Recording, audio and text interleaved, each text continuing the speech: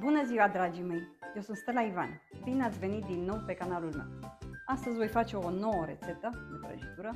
O prăjitură foarte bună cu o cremă cu nuci foarte bună. Dragii mei, sper că nu veți uita nici de data aceasta să dați like, să faceți distribuirea acestui video, să faceți comentarii, să vă abonați cei care nu v-ați abonat. Mi-ați fi de mare ajutor dacă ați face aceste gesturi. Dragii mei, haideți împreună cu mine acum să vedem despre ce este vorba și ce îmi trebuie pentru a face această prăjitură foarte bună pe ziua de astăzi. Haideți cu mine! Acestea sunt ingredientele pentru blatul prăjiturii de astăzi. O să fie două tipuri de blat, unul negru, unul alb, aceeași compoziție, decât că într-unul o să pun cacao. Așa că o să am nevoie de 200 de grame de unt, 100 de grame de zahăr, 5 ouă pe care le-am separat, am pus separat gălbenușurile cu albușurile, 300 de grame de făină, 100 de ml de lapte, 25 de grame de cacao, 10 grame de praf de copt și un pic de sare. Acestea sunt ingredientele. O să fac cu robotul de data aceasta pentru că va trebui să bat mai mult timp untul cu zahărul, deci nu pot să fac la mixer. La mixer o să bat albușul, așa că o să mă apuc de treabă.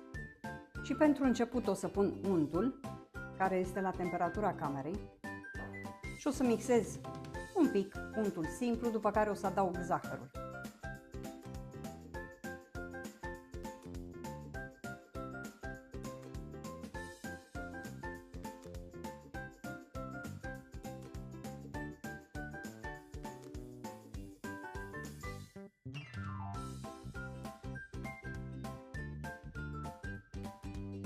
Până când va fi gata untul cu zahărul, eu voi mixa albușul de ou, să le am pe toate gata în același timp.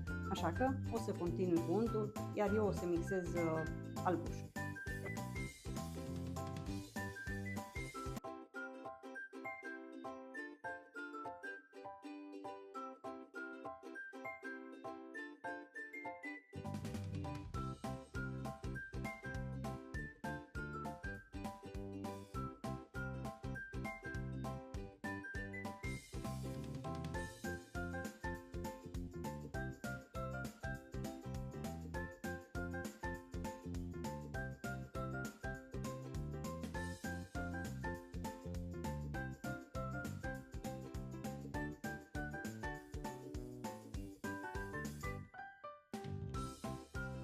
Ați văzut, dragilor, că am pus untul cu zahărul, după care am adăugat gălbenușurile de ou, unul câte unul. Mai cobor un pic untul care s-a pus pe margine. Ați văzut că am bătut și albușurile. Voi pune din nou să mixez, pentru că am strâns, ați văzut, pe margine. O să mixez din nou, după care o să adaug câte un pic laptele, iar la final voi veni cu făina și praful de copt. Așa că o să-i dau drumul din nou la robot.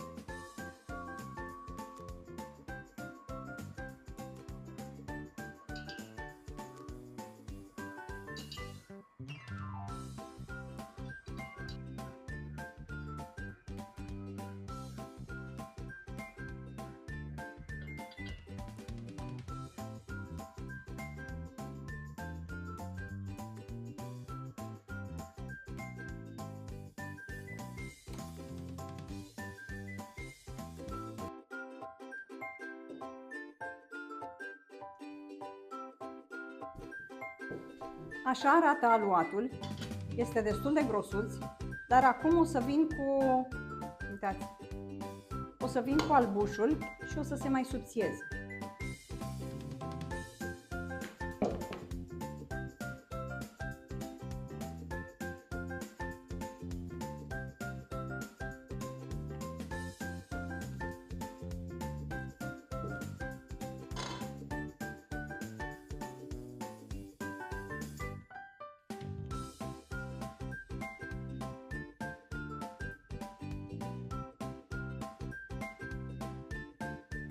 O să pun și un pic de esență de vanilie.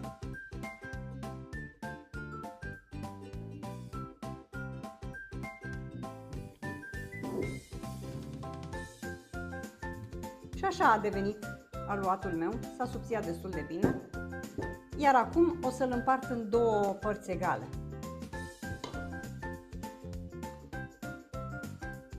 Așa cum am spus, am împărțit aluatul în două părți. Prima parte o să o pun deja în tavă. Tava mea, ca de obicei, de 20 pe 30. O să întind peste tot uniform. Prima tavă de aluat este gata. Aici o să amestec cacao cu aluatul și o să amestec ușor.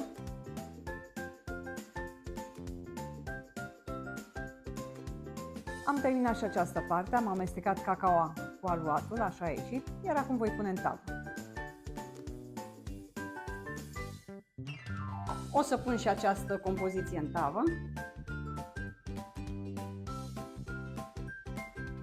La fel o să întind peste tot să fie uniform. Așa arată blaturile mele, o să le bag la cuptor pentru 10-12 minute la 180 de grade, iar noi ne vedem în câteva momente. Până când vor fi gata blaturile, va trebui să fac cremă. Pentru cremă o să am nevoie de 200 de grame de unt, 140 de grame de zahăr, 200 de grame de ciocolată, 100 de ml de lapte și 150 de grame de nuci măcinate și un vârf de cuțit de sare. Așa că o să pun untul, zahărul, sarea, laptele și ciocolata. O să le pun pe toate la fiert. Când untul se va topi cu ciocolata, o să pun și nucile. Până atunci le dau în fiert. Am pus crăticioara cu ingredientele pentru cremă pe foc și voi aștepta să se topească untul și ciocolata. După cum vedeți, ușor începe să dea în fiert. Acum voi pune și nucile.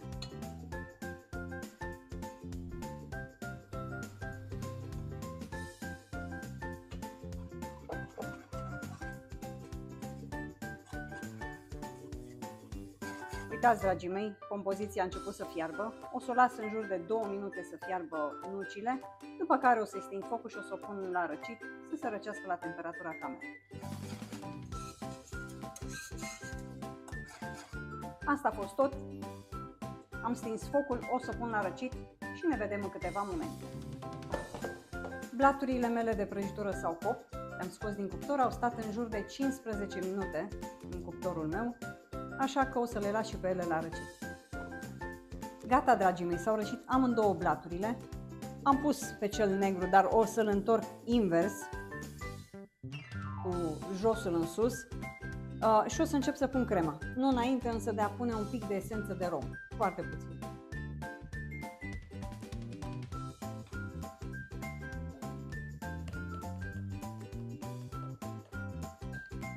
Uitați cum s-a îngroșat și nu este foarte rece.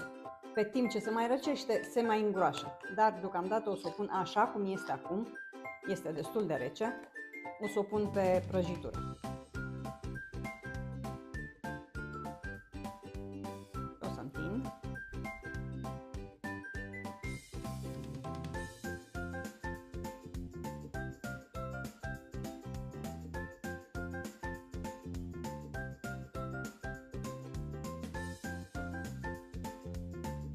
Și o să vin și cu cel de-al doilea blat, blatul alb, și o să-l pun pe deasupra.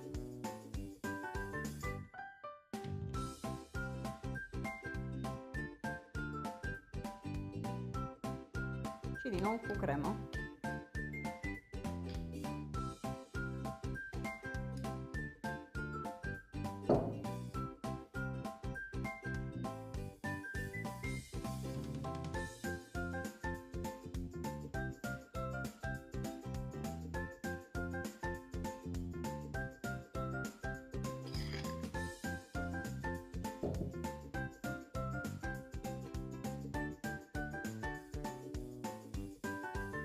Am terminat de pus crema, iar acum pe deasupra voi pune nucă măcinată. Voi presăra peste tot, pe toată suprafața, să se acopere toată ciocolata cu nuca măcinată. Asta a fost totul deocamdată. O să fac prăjitura la frigider pentru o oră jumate, 2, iar când se va răci foarte bine, o voi scoate de la frigider, o voi porționa și în așa fel voi putea să fac prezentarea finală. Dragii mei, eu am terminat prăjitura pe ziua de astăzi. Am făcut o prăjitură cu 2 tipuri de blat, cu cremă de ciocolată și nucă, o cremă foarte, foarte bună. Prăjitura în totalitate este foarte, foarte bună. Ați văzut și voi, o prăjitură ușor de făcut, nu este foarte greu, nu trebuie foarte multe ingrediente și nu trebuie să fii un mare profesionist să poți să faci o asemenea prăjitură. Dragii mei, așa cum spun uneori, încă o rețetă care merită încercat. Asta a fost totul pe ziua de astăzi. Am terminat prăjitura, o prăjitură foarte, foarte bună, ușor de făcut, ați văzut și voi. O prăjitură care mi-ar plăcea să știu că ați încercat-o și voi și că v-a ieșit. Dragii mei, nu uitați, like, subscribe, comentarii. Mulțumesc din suflet tuturor celor care mă susțineți, care îmi dați comentariile voastre, care îmi dați like-urile voastre. Vă mulțumesc din suflet. Mulțumesc și celor care se abonează de fiecare dată când postez câte ceva și probabil că îi impresionez. Mulțumesc din suflet și lor. Dragii mei, pentru astăzi nu pot decât să vă urez o zi minunată în continuare. Sper să ne vedem cât mai curând posibil și până data viitoare, ca de obicei, rămas bun!